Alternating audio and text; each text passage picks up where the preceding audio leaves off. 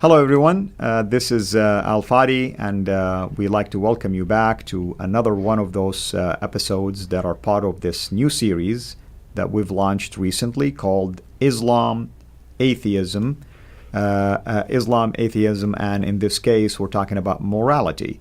For the last few videos we've used the founder of Islam, Muhammad, as an example of someone who has violated morally a number of issues. And we're using those examples of moral, actions to try to reason with those ex-Muslims, especially those youngsters recently, part of this new movement where they consider themselves to be atheist. And we, of course, we know why they're saying this. They want nothing, technically speaking, to do with religion. Maybe they've been disillusioned by the teaching of Islam. Maybe even they're troubled by the moral actions of the founder of Islam. And we're using Muhammad for another specific reason. It's the Quran that says that Muhammad is an example for all believers.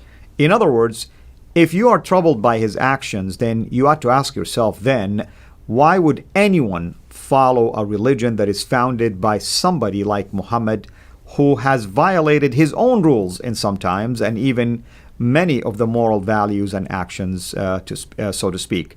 Obviously, we're not really promoting atheism here. What we are trying to do is to reason with you to consider the fact that, given that you are troubled by the actions, that tells us that you are wired to know what is right and what is wrong. And we want to draw you to Christ, who definitely has a much higher moral grounds and moral values. And the hope is that in Christ, you will find that comfort and answer that you're seeking to give you that peace that you desire.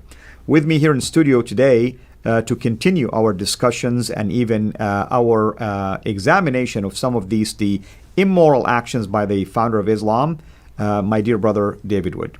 David, welcome back. Good to be here, sir.